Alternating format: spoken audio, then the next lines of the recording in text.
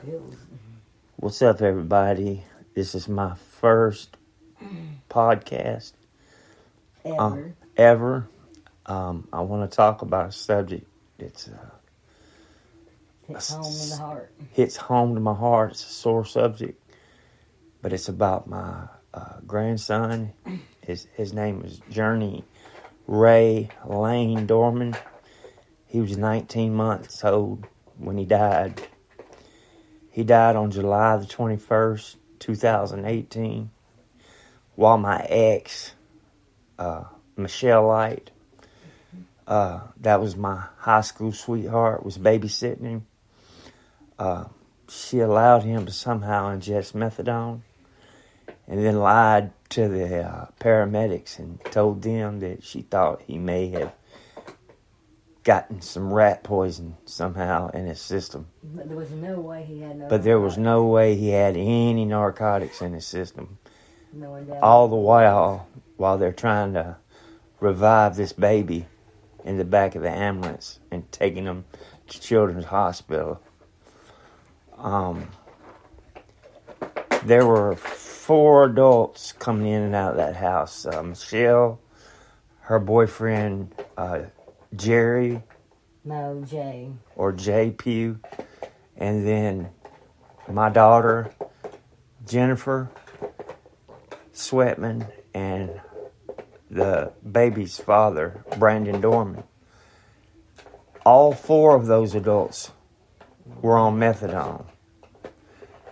But they sat there and they told But the only one that wasn't present was Brandon. paramedics that there was no possible way any narcotics were in that home and that the baby could have ingested them. Otherwise, they could have they could have treated the baby with Narcan. The same thing. It's like naloxone. It reverses the effect of opioids and gets you back breathing. As a result of their lying, I've got a dead grandbaby now. And it took about a year, but they charged my ex, Michelle Light, the grandmother. But they ended up with rat poison. She's on the front page of People magazine, and she's on every major newspaper in the world, not just locally. That she's been charged for the chemical endangerment of a child resulting in death, which carries up to 99 years in the state of Alabama if a child dies due to a chemical endangerment. If it was just a regular chemical endangerment, like having drugs around or something, but there was absolutely no harm, it carries, it's a Class C felony, which is 10 years. Maybe there's a microphone on that. I know. No on that. I know, but there's a microphone on this too. So, I apologize for that. But anyway, so now it's been 3 years, and she has managed to get out on bond. $600,000. She had a $600,000 bond, I think, higher than anybody in that county jail at one time. She was there about a month and got it down to like $60,000, and I think they did a property bond, and she got out. And somehow she's managed to stay out, but the reports I've been getting on her is that she's, and this is coming from a reliable source, which is my daughter, her daughter. We have the same daughter, Jennifer, who's the mother of the child. She says that her mother's on heroin real bad, and fentanyl, of course, and methamphetamine, and supposedly she was in the bathroom smoking meth and wouldn't come out when the baby started making a snoring sound, you know. The gurgle. They call it the death gurgle. when someone's overdosing. But they being stupid, or I'm not going to say stupid, just uninformed or ignorant to the fact. No, just plain out drug addict. And being a plain out drug addict, they attributed it to sleep apnea, which he's never had any sleep apnea. So anyway, there's a video on YouTube. It's called The Life of Journey Dorman. I wanted to ask y'all to look at it and Post it with it, share it. Share it with everybody. It's set to the Christian song, I Can Only Imagine. It's a beautiful video. His dad actually made it, Brandon. Now, I do want to say that Brandon was at work when this happened. He in no way had anything to do with this. Thank God. He's the only one that we know for a fact that can be ruled out. The honest to God's truth, based on the 30-year history I have with my daughter's side of the family, is that me nor no one else will ever know the true truth. They'll carry it to their grave. They'll carry it to their grave. They won't even Only speak it to themselves. Only the people that were there know what really happened. I'm not pointing any fingers. I'm just upset that we don't have a grandson. I don't have a grandson, and I got blasted today on Facebook. It was an old post from right after, I guess, the death of the baby or her arrest or whatever, but she said something to the effect that I didn't know what it was like to love my grandson or my daughter, and I had no right or something. Oh, and that baby every day. But if you look at the text before, she's cussing somebody out, and Ebonics talking about how she shot up with a Glock at 8 people. So I guess she's supposed to be hard or something. Well, let me tell you what else really gets to me is the same girl or woman that's charged, Michelle Light, my ex, when she got out, she posted a GoFundMe account to buy a headstone for the baby.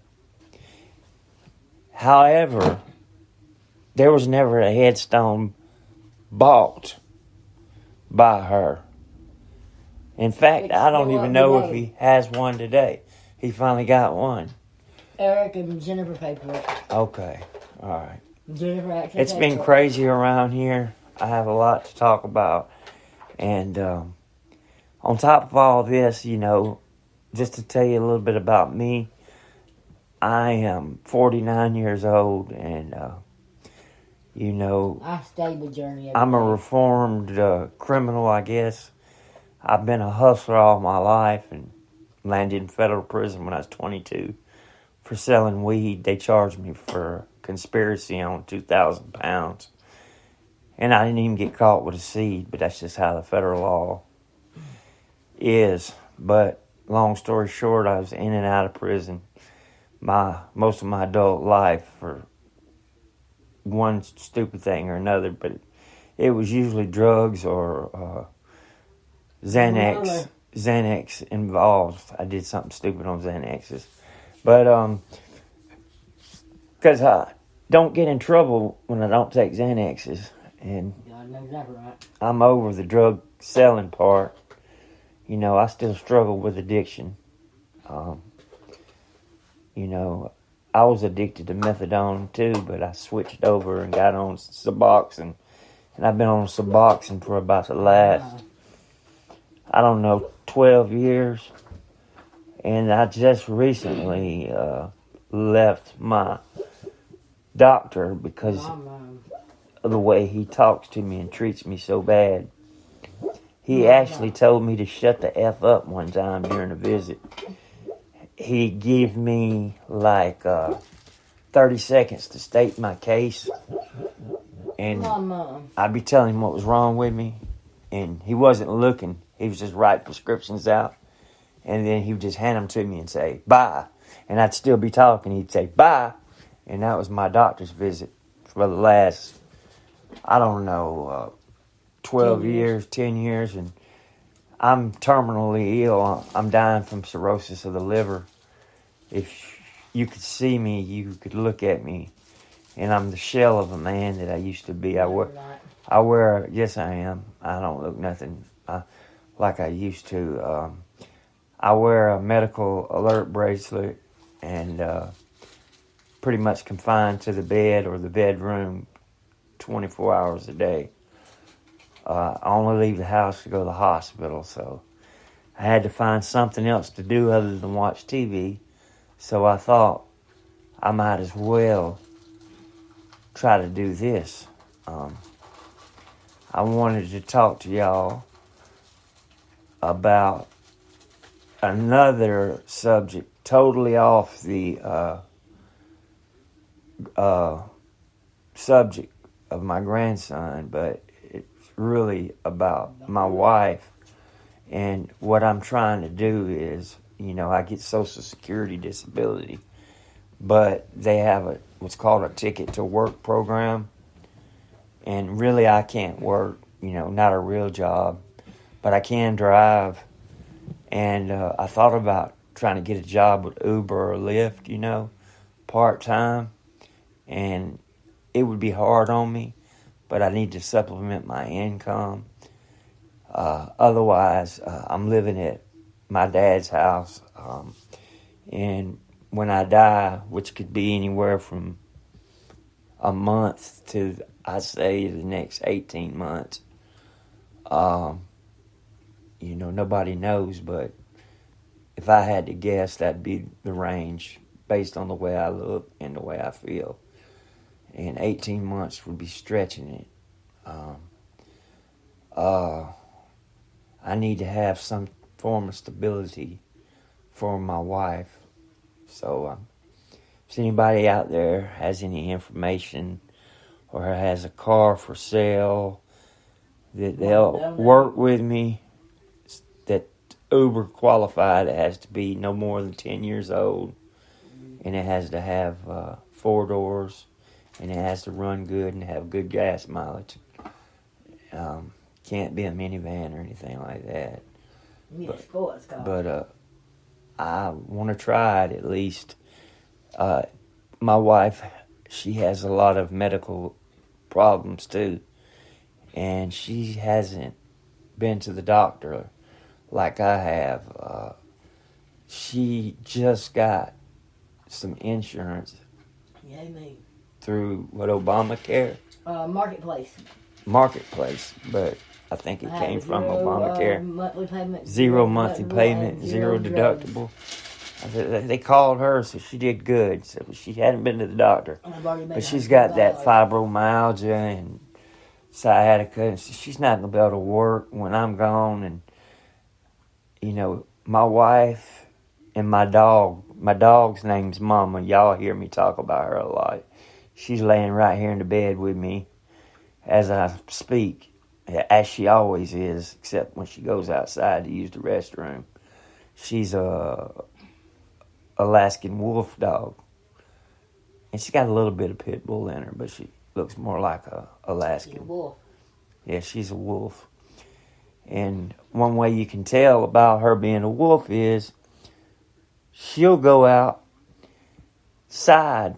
She's totally domesticated in the house, but the minute she gets outside, she don't hear you call her name. She's chasing animals and everything. We're down to about 35 seconds. I got another story to tell y'all about my son.